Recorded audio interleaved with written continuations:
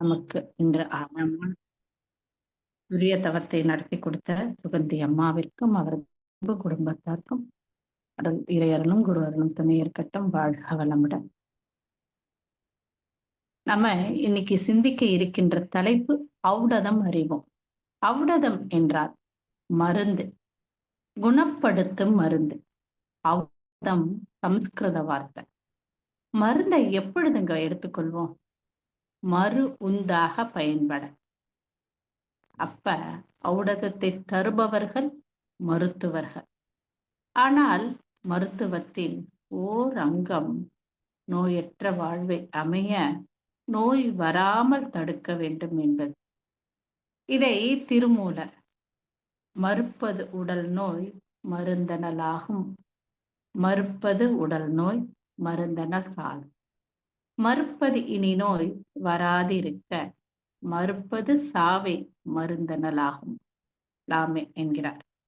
மருத்துவம் என்பது நோய்களை தீர்ப்பது மட்டுமல்லது, நோய் எதனால் வருகிறது, அதன் மூலத்தை கண்டறிவது ஆகியன ஆரோக்கியமான வாழ்க்கை முறைக்கு அவசியம் என்கின்றன. இதை வள்ளுவர் பெருமான் நோய் நாடி நோய் முதல் நாடி அது தணிக்கும் வாய் நாடி வாய்ப்பச் செயல் என்கிறார். குணக்குறிகளால் நோயை தணித்து அதன் காரணங்களையும் தெளிந்து தீர்க்கும் வழியை அறிந்து செய்யும் வகையில் பிழையில்லாமல் செய்வதே என்கிறார். தமிழர் பண்பாட்டுல மருத்துவம் ஒரு முக்கிய இடத்தை பிடித்திருப்பதாக புறநானூறு சான்று கூறுகிறது. பண்டைய மக்களின் வாழ்வுல மருத்துவத்துறையில் சான்றோர்கள் பலர் இருந்தனர் என்பதையும் மருத்துவர் தாமோதரனார் என்ற புலவரின் சான்றையும் கூறுகிறது. மேலும் புறநானூற்றில் இடம்பெற்றுள்ள மருத்துவ செய்திகள் மூலம் மருத்துவத்தை அவர்கள் 2 முறையாக வகுத்துள்ளனர் என்பதை தெரிகின்றது. ஒன்று உடல் நலத்திற்கான மருத்துவம், 2வது மனநலத்திற்கான மருத்துவம் என. இதில் உடல் நலத்திற்கான மருத்துவத்தை இயற்கை மருத்துவம் அல்லது கை மருத்துவம், நம்ம இந்த பச்சளை சாரெல்லாம் படுவோம் அதை சொல்றாங்க. அடுத்தது இசை மருத்துவம், நுண் மருத்துவம் என்று வகுக்கின்றன.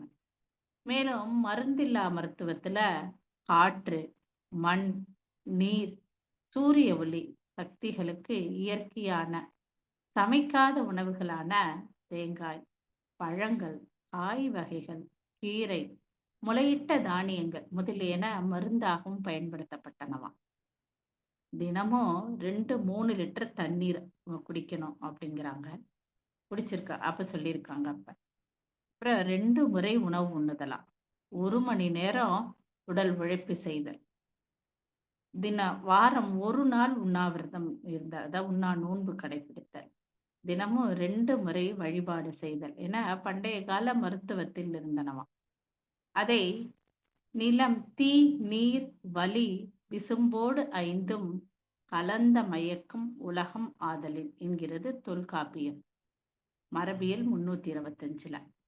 நிலம் என்பது எலும்பு, நரம்பு, தசைகள், தோல், ரோமம். நீர் என்பத இரத்தம், கொழுப்பு, சிறுநீர், கால், மூளை அப்படிங்கிறாங்க. நெருப்ப திமிர், சோம்பல், ஆணவம், பயம், தூக்கம் அப்படிங்கிறாங்க. காட்ட ஓடுதல், நடத்தல், இருத்தல், படுத்தல்ங்கிறாங்க. ஆகாயத்தை காமம், கோபம், செருக்கு, பொறாமை என 5 பூதங்களும் மனிதனின் உடலில் இயக்கம், உணர்வு ஆகியவற்றுடன் தொடர்புடையது என்கிறது. இதை நாம் வாதம், பித்தம், கபம் என 3ஆக பிரித்து உடல் என்கிறோம். மனநலத்திற்கான மருத்துவத்துல தோற்றுதல், ஆற்றுப்படுத்தல், வெறியாடுதல், சந்து செய்வித்தல் போன்ற முறைகளை, அதாவது நெறிப்படுத்தல்னா ஒரு விதமான முருக வழிபாடு, அந்த வழிபாடு. சந்து செய்தல்னா அதாவது 2 பேருக்கு இடையே சமாதானம் செய்தல் போன்ற முறைகளை பகுத்து புரிந்தனரா. இப்ப அது புறநானூற்றுல கூறுகின்றது. சமணர்கள் கூட மருத்துவம் பயின்று நோய் குணப்படுத்தி உள்ளனர் என்றும், அதை அவர்கள் ஔடத தானம் என்றும் பெயரிட்டு இலவசமாக செய்துள்ளனராம். அத பழைய தமிழ் நூல்கள்லாம் கூறுகின்றது. மேலும் உண்ணா நோன்பை பற்றியும் குறிப்பிடுகின்றனர் என்கிறது.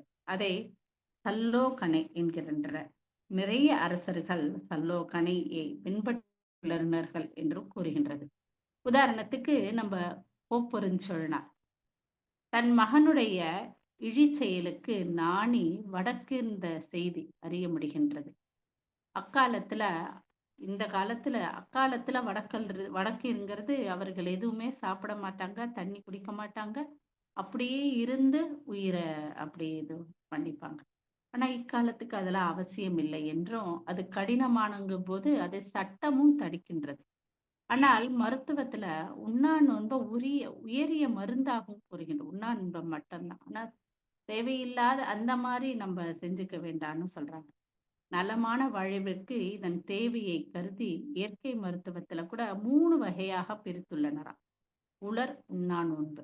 ஒரு நாள் மட்டுமே மேற்கொள்ள வேண்டும். தண்ணீர் அருந்தாது காற்றை மட்டுமே சுவாசித்து இருப்பது. அடுத்தது நீர் உண்ணா நோன்பு. 3 நாட்களுக்கு தண்ணீர் மட்டுமே அருந்தி நோன்பு இருந்தது. சாறு உண்ணா நோன்பு. 7 நாட்கள் தொடர்ந்து பழச்சாறுகளை மட்டுமே அருந்தி நோன்பு இருந்தல் என பல மருத்துவ முறைகளில் செயல்படுத்தினர். அதோடு பண்டைய காலத்துல பச்சிலைகளை அரைத்து குடிப்பதையும், தேய்த்துக் கொள்வதையும், அதை அவித்து அதை தேய்த்துக் கொள்வதாகவும் பல வகையில் இருந்தன. அவித்து பயன்படுத்தப்பட்ட ஔடதம் நாளடைவில் அவிக்காத மருந்துகளுக்கு கூறப்படுகின்றன. அவி பிளஸ் இடு பிளஸ் அது பிளஸ் அவி பிளஸ் இடதம் அவிடதம் வழக்குல ஔடதம் ஆகிற்று. இன்றைய நவீன மருத்துவம் வந்த பிறகும் பல இடங்களில் மண் குவியல், எண்ணெய் தேய்த்தல், சுடுநீர் குளியல், நீர்முழுக்கு குளியல், நிற சிகிச்சை, காற்று சிகிச்சை, காந்த சிகிச்சை, இசை சிகிச்சை என பல வகையிலும் ஆயுர்வேதம், யுனானி, சித்தா, ஆங்கில மருத்துவமும் பரவியுள்ளன. புழக்கத்துல இருக்கு. எல்லா சிகிச்சைகளுமே எல்லாருக்குமே பொருந்துமாக இருக்குமா? உடல் உபாதைகளுக்கு காரணம் மனத்திற்கு அப்பால் உள்ள கருவமைப்பில் இருக்கு வருகிறது.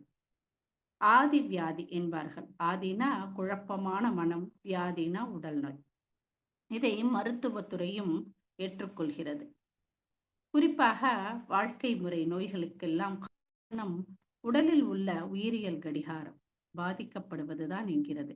இதையும் பல நூற்றாண்டுகளுக்கு முன்பே நோயில்லா நெறி அல்லது நோய் அணுகா வழி என்று கால ஒழுக்கம், நாள் ஒழுக்கம் என்று வகுத்து கொடுத்தனர். கால ஒழுக்கத்துல முதல் கடமை என ஒவ்வொரு நாளின் தொடக்கமும் நாம் கண் விழித்ததிலிருந்து தொடங்குகின்றது என்று கூறுகின்றனர். அதுவும் அதிகாலை எழுவதின் அவசியத்தையும் கூறினர். அதை பக்தத்தில் மூலமாகவும் பிரம்ம முகூர்த்தத்துல ஆகாய மார்க்கத்துல சக்தி களத்துல மகான்கள் ஞானிகள் எல்லாம் அப்படியே போயிட்டு இருப்பாங்களாம். அவர்களுடைய ஆற்றல் நமக்கு நன்மையே தருமா. அதனாலதான் அவங்க நம்ம அந்த நேரத்துல எது வழிபட்டாலும் எது செய்தாலும் ததாஸ்து அப்படின்னு சொல்லுவாங்க அப்படின்னு. இத ஔவையார் பரமாய சக்தியில் பஞ்சமாபூதம் தரமாறி தோன்றும் பிறப்பு என்றார். பஞ்சபூதத்தின் கூட்டுதான இந்த உலகம் என்றால் அந்த பஞ்சபூதத்தின் பிரதிபலிப்பு ஒவ்வொரு உயிரிலும் நிறைந்துள்ளது தானே. அதன்படிதான் பூச்சிகள், பறவைகள் பாருங்க, அதிகாலையிலே மரக்கிளையிலிருந்தெல்லாம் அப்படியே பறந்து சென்று விடும். எதுவும் அங்க இருக்காது. விலங்குகள் தன் வேலையை ஆரம்பிக்கின்றன. மலர்கள்லாம் அப்படியே பூத்து குலுங்குகின்றன. அதை விட அதை விட சிறந்த நாமும் அதிகாலை எழுவதால் தூய்மையான காற்றை சுவாசிக்க முடியும். அது இரத்தத்தின் மூலம் ஒவ்வொரு உறுப்பிலும் செல்களிலும் சென்று நிணநீர் மற்றும் நரம்புகளில் புத்துணர்ச்சி கொடுக்குமாம். இதனால குழப்பமே இல்லாத மனநிலை உண்டாகும்.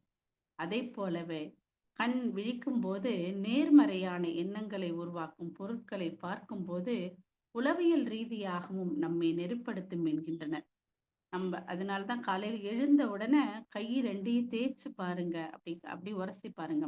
இதை நம்ம மகான் கூட அதிகாலையில எழுந்த உடனே தனது 2 கைகளையும் உரசி உள்ளங்கைகளும் பார்ப்பார் அப்படின்னு ஒரு பேராசிரியர் ஒரு சிந்தனை உரையில குறிப்பிட்டிருக்காருங்க. அப்ப நம்ம கூட என்ன பண்ணுவோம், நல்லா நம்ம கிட்ட இருக்கிற காந்த ஆற்றலை உணர்வதற்காக இப்ப நல்ல தவம் செஞ்சு முடிச்ச உடனே, நல்ல ஜீவகாந்த பெருக்கம் பயிற்சி முடிஞ்ச உடனே அதுதானே பண்றோம் இல்லையா? நல்ல கையை உரசி உடல் முழுவதும் முகத்துல வருடிட்டு உடல் முழுவதும் நல்ல ஆற்றல் இருக்கும்போது உடலெல்லாம் தடவிக்கிறோம். அந்த ஆற்றல் நமக்கு இதுவாகணும். அப்ப உடலை கோவில் போல தூய்மையாக பராமரிக்க வேண்டும்.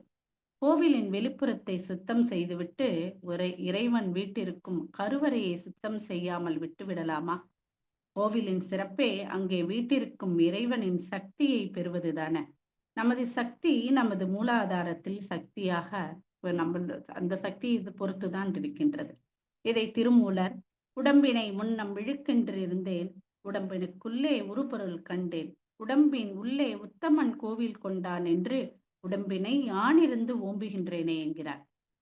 உடல் தூய்மை என்றால் வெளிப்புற தூய்மை மட்டுமல்லாமல் உட்புற தூய்மையையும் குறிப்பிடுகின்றன.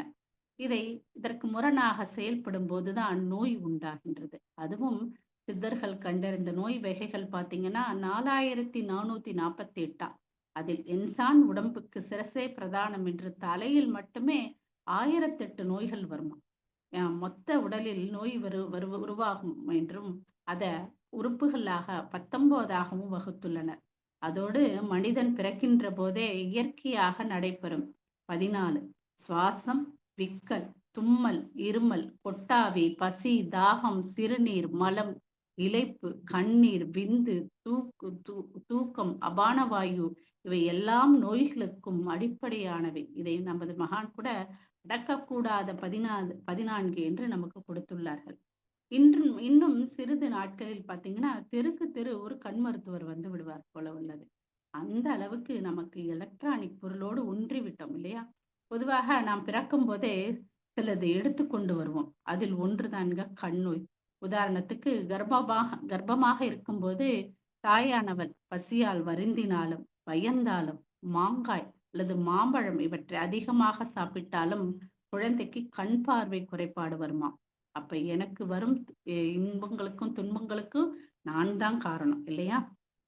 நம்மை தவிர எல்லாமே இறைநிலை ஒழுங்கமைப்பிற்கு ஏற்பவே வாழ்கின்றன. பூமி 24 மணி நேரத்தில் தன்னை தானேயும் ஒரு சுற்று சுற்றி கொள்கிறது. இதை யாராலும் மாற்ற முடியாது. இந்த இயக்க ஒழுங்கே இயற்கையின் நீதியாகும். காப்பர் சல்பேட் இத அறிவியல் கூடங்களில பாட்டில்ல போட்டு வைத்திருப்பார்கள். இதை கொஞ்சம் எடுத்து எந்த பொருளோடு கலக்கின்றோமோ அதனுடைய தன்மையாக மாறிவிடும். உதாரணத்துக்கு பட்டாசுல கலந்தா பட்டாசுல கலர் கலரா வருதுல, அதற்கு காரணமாகின்றது.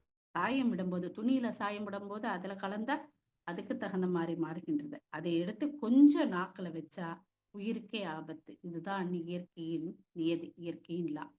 இந்த நிகழ்வுகள்லாம் எவ்வாறு நடைபெறுகின்றது, ஏன் நடைபெறுகின்றது, இவற்றுக்கெல்லாம் மூலம் எது என மனிதனால் மட்டுமே அறிய முடியும். இந்த நிகழ்ச்சி ஏன் நடைபெறுகிறது, இயற்கை நீதிப்படி ஒத்ததோடு தான் சேரும்போது இந்த உலகம் இயங்கிக் கொண்டே இருக்கும். ஒரு புறம் அழிந்தாலும் மற்றொரு புறம் புதிதாக தோன்றிக் கொண்டே இருக்கும். உதாரணத்துக்கு மகானின் கூற்றுப்படி நாம் வாழ இந்த பூமியில் சூரியனை போல எண்ணற்ற சூரிய கோள்கள் இருக்கின்றன. அப்ப எவல்யூஷன் நடைபெற்று கொண்டேதான் இருக்கின்றது. இவற்றுக்கெல்லாம் மூலம் எது, சுத்தவெளி. அது வேகம் விவேகம் என்ற நிலையில் இயங்கும் போது கடைசியாக வந்த இனம் மனித இனம். இவனுடைய வாழ்வின் நோக்கம் எங்கிருந்து வந்தோமே அதை உணர்ந்து அதோடு கலப்புறுதல். அதற்கு உடல், உயிர், மனம் என்ற மூன்றும் தேவை. விலங்கினம் வரைக்கும் உள்ள ஆயுட்காலம் அதிகம். ஆனால் மனிதனை படைக்கும் போது மட்டும் அந்த இறைநிலை தன்னை தானே ரசித்து படைத்துள்ளது. அதனால்தான் சடுதி மாற்றமாக இயற்கை சட்டங்கள் மூன்றையும் மீறி உள்ளது.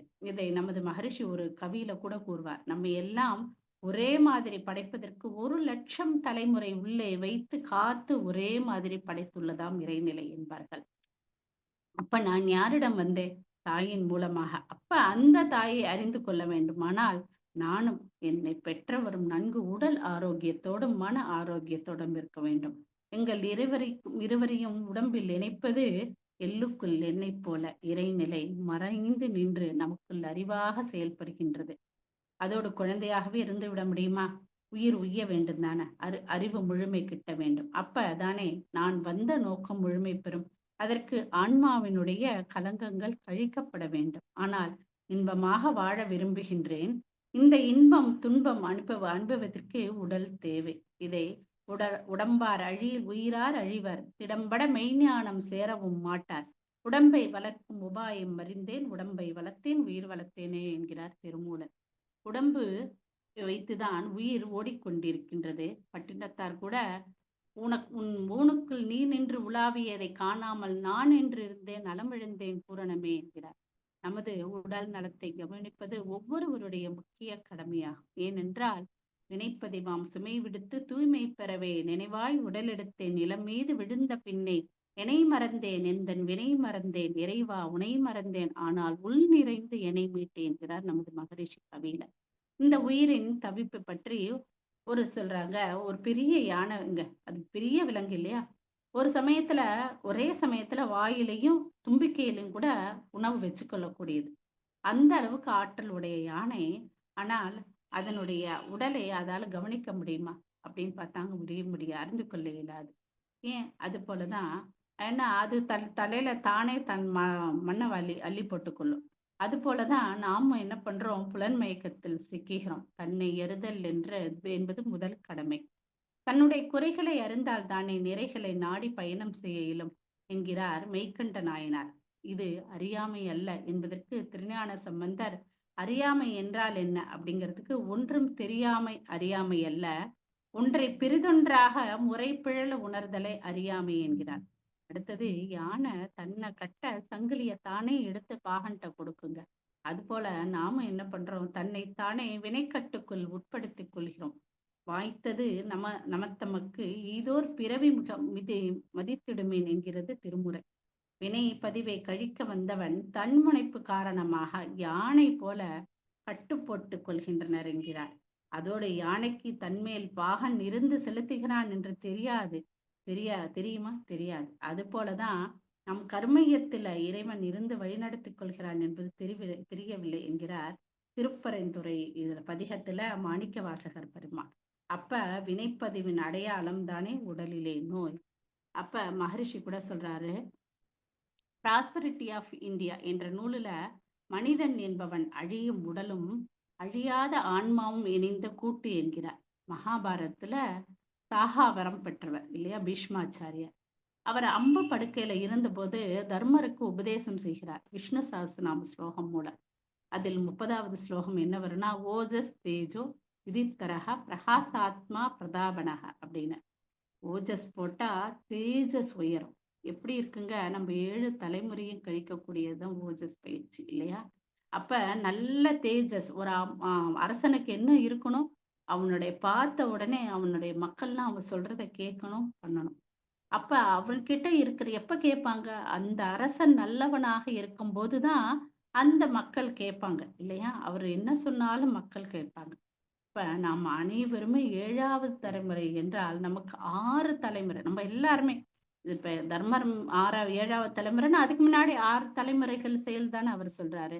அப்ப நம்மளும் அதே மாதிரி 6 நம்ம அனைவரும் 7வது தலைமுறை என்றால் நமக்கு முன்னாடி 6 தலைமுறை, அதாவது 125 பேருடைய பதிவும் என்னோடையது சேர்ந்ததுதான் இந்த தேகம், இந்த உடல். அப்ப இதுதான் மகான் என்ன சொல்றாரு, கருவமைப்பின் வழிவந்த வினைப்பதிவாம் சஞ்சிதமாம் உருவெடுத்த பின் கொண்ட வினைப்பதிவு பிராரப்தம் இரு வினையும் கூடி எழும் புகுவினையே ஆகாமியம் ஒரு வினையும் வீண் போகா உள்ளடங்கிய பின் விளைவாம் என்கிறார். அப்ப இதை எல்லாவற்றையும் கழிக்க உடல் தேவை. உயிருக்கு 2 வேலை தாங்க. உடல் முழுவதும் ஜீவகாந்த சக்தியை அனுப்புவது, உடலை நடத்துவது. ஆனால் உயிராற்றல், ஜீவகாந்த ஆற்றல் பல வழிகளில வெளியேறிக் கொண்டே இருக்கின்றது. இழந்த சக்தியை சரி செய்தால்தான் பேய பிழையும் புகுத்தருவாய் அப்படிங்கிற மாதிரி சஞ்சித கர்மாவையும் கழிக்க முடியும் இல்லையா? அப்ப அதோட 5 அவசியம் அப்படிங்கிறாரு. அத சாதாரணமாக உடல்ல 7 அதிசயங்கள் நமக்கு விட்டா நடைபெற்று கொண்டே இருக்கின்றன. அவை ரசம், ரத்தம், தசை, எலும்பு, கொழுப்பு, மஜ்ஜை, வித்துநாதம் என இவற்றை உணர்ந்த ரசித்த சித்தர்கள் மரணமில்லா பெருவாழ்வு வாழ்வதற்காக கடைபிடித்ததுதான் லம்பிகா யோகத்தினால் சத் சித் அனந்தம் என சித்தர்கள் கலையான காய கற்ப கலையை அதை நமது மகான் ரொம்ப எளிமைப்படுத்தி நமக்கு பயிற்சியாகவே வடிவமைத்து கொடுத்து விட்டார்கள். பற்றல், படைப்பிடித்தல், கற்பித்தல் என அதோட 5 அவசியம் என்று உணர்த்தினார்கள். முதல் உணவு. உணவுதான் நம் உடலில் 7 அதிசயமாக இயற்கையாக செயல்படுத்தி கொண்டே இருக்கின்றது.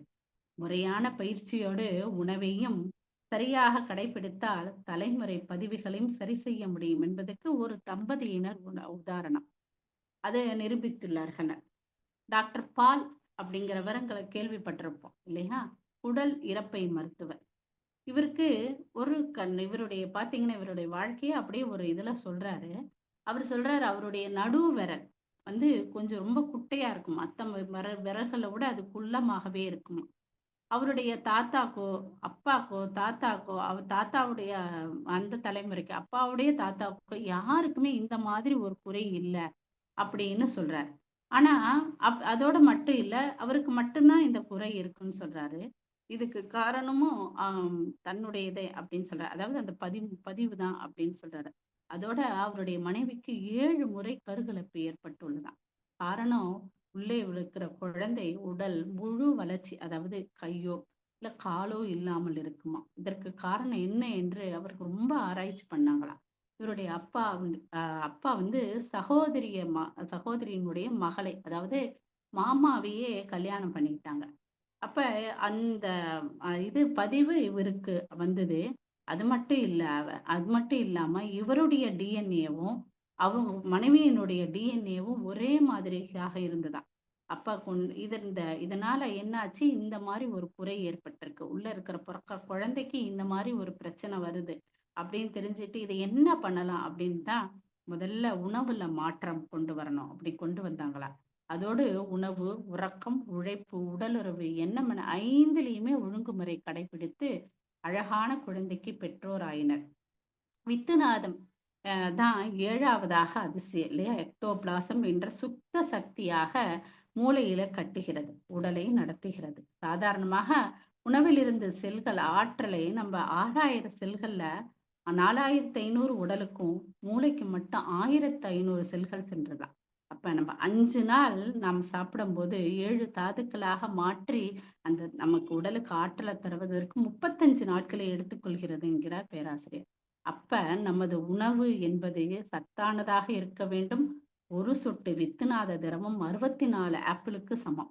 ஒரு சொட்டு வித்துநாத திரவம் 88 சொட்டு ரத்தத்திற்கு சமம். அணுவை விட சிறியது பரமாணு. அதனால்தான் அணுவில் அணுவான ஆதிபிரானை என்கிறார் திருமூலர். மேலும் நாம் ஒரு நாளைக்கு 21,600 சுவாசம் போடுகின்றோம். நிமிடத்துல 15 சுவாசம், மணிக்கு 15 into 60 900 சுவாசம். அதாவது ஒரு வினாடிக்கு ஒரு சுவாசம். பயிற்சியினால ஒரு மூச்சுக்கு 5 ஹார்ட் பீட். 21,600 into 5 போடுங்க. இது சுவாசத்தில் உள்ள அழுக்குகளை ரத்தம் ஏற்றுக்கொண்டு இதயத்திற்கு சென்று அங்கு தூய்மை செய்கிறது. இதயத்தை சுத்தி பெரிகார்டியல் 260 தசைகள் சுற்றி உள்ளதாம். அகம் ஆற்றலை அளிக்கிறது. இந்த இது என்ன ஆகுது, நம்ம ஒரு சொட்டு நான் ஏன்னா புலனால நினைக்கும் போதே, என்னுடைய புலன் நினைக்கும் போதே வித்துநாதம் உடனே வெளியேறதுக்கு வெளியேறுகிறது. அப்ப 300 டிராப் ரத்தத்திற்கு சமமா. நான் நினைக்கும் போதே என்னுடைய வித்துநாதம் வெளியேறினா 300 டிராப் ரத்தம் சமமா. அப்ப அதுதான் ஔவையார் என்ன சொல்றாங்க, ஆன முதலில் அதிகம் செலவானால் அப்படின்னு நம்ம காயகல்பத்துல வரும் அது. அப்ப அந்த நம்ம காயகல்ப பயிற்சி நல்லா செய்யும்போது என்ன ஆகுது, நம்ம முதுகுத்தண்டுக்கு, அதாவது பெருமூளையோட முகுளத்தோட கிரனியல்ங்கிற 6 ஜோடி நரம்பு அப்படியே தொட்டுக்கொண்டே உள்ளது மூலாதாரத்தோட. அப்ப நான் நல்லமே காலமே எழுந்திருந்து 4 கட்ட ரிப்பீரர் என்கிறார் இல்லையா? சித்தர் பாடல்ல உணர்த்துவது மூலாதாரம், சுவாதிஷ்டானம், மணிப்பூரகம், அநாகதம் போன்றவற்றில உள்ள கருமைய தூய்மையை டிஎன்ஏவை தூய்மை செய்ய முடியும். எப்ப நாங்க 4 தலைமுறையாக காயகல்பம் என்னும் நரம்பூக்க பயிற்சி, வித்து, உயிர், காந்தம் அனைத்தையும் தரமாக தொடர்ந்து 4 தலைமுறையில் காயகல்ப பயிற்சி செய்து வர வர பரிசுத்தமான டிஎன்ஏ எந்த நோயும் அணுகாது. அப்படிப்பட்ட பயிற்சி சிறந்த மருந்து தான் நம்ம எல்லோரிடமும் உள்ளது இல்லையா? ஆக்கினையில நம்மளுடைய பதிவை மாற்றுகிறது. அவ்வளவு அற்புதமான பயிற்சியை நமது குருபரான் எப்படி கொடுத்துட்டாருங்க. சித்தர்கள்லாம் அவ்வளவு பயன்படுத்தியதை ரொம்ப எளிமைப்படுத்தி அதன் அவசியத்தை நமக்கு உணர்த்தி உள்ளார்கள் இல்லையா? 3 நிமிட பயிற்சி தான் எவ்வளவு அதிசயங்களை நம்ம ஒரு நாளைக்கு ஒரே நேர்கோட்டுல நம்ம செஞ்சுட்டு இருக்கோம் அப்படிங்கிறத பார்ப்போம். இப்ப நம்ம 7 தாதுக்களும் இந்த 7 சக்கரத்தை தாங்க அடிப்படையாக கொண்டு போய் செயல்படுகின்றன. அதற்கு மூலாதாரம், சுவாதிஷ்டானம், மணிப்பூரகம் இது இல்லையா? அநாகதம், விஷுப்தி ஆகியன. இதெல்லாம் பார்த்தீங்கன்னா, இது எல்லாமே ஒவ்வொரு கோளோட தொடர்பு கொள்ளாங்க. முதல்ல மூலாதாரத்த பார்த்தீங்கன்னா, 7ஆ நம்ம கொண்டு வருவோம். மூலாதாரம் சனியினுடைய மையம். இதனுடைய நிறம் சிவப்பு. காலம் தத்துவத்துல வித்யா தத்துவம் 7 இருக்கு இல்லையா? அதுல இது முதல் தத்துவம் காலம். அடுத்தது கிளாண்டு பாலுணர்வு சுரப்பி, நாதம் அதாவது சத்தம் லா. குணம் என்ன இருக்குன்னா படைப்பு திறன். இது நம்மளுடைய என்ன நோயை சரி பண்ணும்? தலைவலி, கர்ம வினையை சரி பண்ணும். இப்போ மூலாதாரத்திலேயே நம்ம தவம் செய்யும்போது. அடுத்தது சுவாதிஷ்டான மையம். இது சுக்கிரன் கோள்கள்ல பார்த்தீங்கன்னா சுக்கிரன் நிறம் ஆரஞ்சு. அடுத்தது தத்துவத்துல பார்த்தீங்க அந்த வித்யா தத்துவத்துல நியதி அதாவது நம்மளுடைய ஊழ சரி பண்ண கிடைக்கிறது. அட்ரினல் சுரப்பி கிளாண்டுல. நாதத்துல வா. அப்புறம் குணம் ஒருங்கிணைப்பு செய்தல், தன்மயமாகுதல் இதெல்லாம் பண்ணுது. நமக்கு என்ன நோயை சரி பண்ணுது? பாதுகாவலனாக இருந்து செயல்படுகின்றது சுவாதிஷ்டான மையம். அடுத்தது மணிப்பூரகம். கோள்கள்ல செவ்வாய். நிறத்துல மஞ்சள். வித்யா தத்துவத்துல கலை நமக்கு. அடுத்தது இது கிளாண்டு கணையம். சப்தத்துல ஏ ஏ அப்படின்னு வரும். செரிமான சக்தி குணத்துல. அடுத்தது இன்சுலின் நோய் சரியாத்துல இன்சுலினை சரியானபடி சுரக்க செய்கிறது. அடுத்து அநாகதம் சூரியனுடையது. பச்சை கலரு. வித்யா தத்துவம். Thymus gland. யா என்ற நாதம் வரும். உணர்ச்சி வயப்பட்ட நிலையில் குணம் உணர்ச்சி வயப்பட்ட நிலையில இருந்து அது செயல்படுத்த அதாவது அடுத்தது நமக்கு எந்த நோயெல்லாம் சரி பண்ணணும்னா பயம், கோழைத்தன்மை போகும். இதய நோயை சரி பண்ணக்கூடியது. அடுத்தது விஷுப்தி சந்திரனுடைய மையம். நீல கலரடது அராகம். அராகம்னா ஆசைய சரி பண்ணக்கூடியது. ரொம்ப ஆசை இருந்தா விஷுப்தியில நம்ம தவம் பண்ணும்போது அந்த ஆசையை சரி பண்ணும். தைராய்டு தைராய்டு பேரா தைராய்டு ரெண்டையும் சரி பண்ணக்கூடியது. ஹா என்ற சவுண்ட் வரும். சம பங்கு நிறையான உணர்வு ஏற்படும். அடுத்தது இது என்ன நோயை சரி பண்ணா அயோடினை சரியான அளவு சுரக்க செய்கின்றது. ஆகினே புதன் மையம். Indigo colour. புருடன் அப்படின்னு அதாவது மாயையை போக்கும். சாரி புருடன். அப்புறம் பிட்யூட்ரி கிளாண்ட் இது ஞானம் தரக்கூடியது. சவுண்டுல ஞாபக சக்தி குணத்துல நமக்கு ஞாபக சக்தியை ஏற்படுத்தக்கூடியது. நோயில மன ஓர்மையை அளிக்கக்கூடியது. அதான் உடல் வளர்ச்சி அது அதிகம். சில பேரை பார்த்தீங்கன்னா ரொம்ப அதிகமான ஹைட் இருப்பாங்க. சில பேர் ரொம்ப குள்ளமா இருப்பாங்க. ஆனா பிட்யூட்டரி கிளாண்டு நல்லா சுரக்கும் போது சரியான அளவு உடல் வளர்ச்சி இருக்கும். அடுத்தது துரியம் குரு. வயலட் கலர் மாயையை போக்கக்கூடியது. இந்த நம்ம கிட்ட நல்ல அகத்தாய்வு செய்வது தான்கிற எண்ணம் வராது. அந்த மாயை போயிடும். அடுத்தது பீனியல் கிளாண்ட். ஓம் என்ற சவுண்டு சத்தம் உணர்ந்து திருந்துதல். அடுத்தது நோய் சரியாக்குதல பார்த்தீங்கன்னா மன ஓர்மையை அளிக்கின்றது. இந்த உலக அதிசயங்கள் கூட பழசு 7 புதுசு 7ன்னு மாத்துவாங்க. ஆனா இந்த 7 ஒவ்வொரு மையத்துல இருக்கிற 7 இல்லை. இதுல யாராலையுமே மாத்த முடியாது. இது நம்ம எவ்வளவு பயிற்சி பண்றோமோ அந்த அளவுக்கு அதன் வேலையை அது செய்து கொண்டே இருக்கும். இல்லையா? அப்ப அதோடு சரியானபடி மூச்சு பயிற்சி, காயகல்பம் செய்வதா 3 நிமிஷ காயகல்பத்துல இது எல்லாமே நமக்கு நடக்கும் இல்லையா? அதோடு தவம் செய்யக்கூடிய வாய்ப்பையும் நம்ம மகான் கொடுத்துள்ளார். அதுல மன ஓர்மை கிடைக்கின்றது. அகத்தாய்வு செய்யும் பொழுது நான்கிற இந்த எண்ணமே கிடையாது. அப்ப எங்கிட்ட இருக்கிற 6 தீய குணங்கள் எழுச்சி பெறாத வகையில் அன்பும் கருணையுமாக நம்மளால வாழ முடியும். அன்பு என்னங்க? நான் ஆரோக்கியமாக உடல் அளவுல, மன அளவுல இருக்கும்போது நான் என்ன சொல்வேன் மற்றவர்களுக்கு, "உன்னால முடியும்" அப்படிம்பேன். நான் இருக்கிறேன் அப்படின்னு ஒரு வார்த்தை நம்ம நிறைய பேர்ட்ட சொல்லுவோமே, அதுவே பெரிய மருந்து அவங்களுக்கு இல்லையா? அதுவே நமக்கும் தான். அப்ப எனக்கும் கூற முடியும். இதுவே மற்றவர் அப்ப இந்த தன்னம்பிக்கை என்ற பெரிய மருந்து கிடைக்கின்றது. இது எல்லாம் எதுலங்க கிடைக்கிறது? நம்ம நல்லா காலையில எழுந்து நம்மளுடைய மகான் கொடுத்த பயிற்சிகள் எல்லாம் நம்ம செய்யும்போது ஔடதம் நிறைந்ததுதான் நம்ம வேதாத்திரியம் என்று கூறி நல்லதொரு வாய்ப்புக்கு நன்றி கூறிக்கொள்கிறேன். வாழ்க வளமுடன்.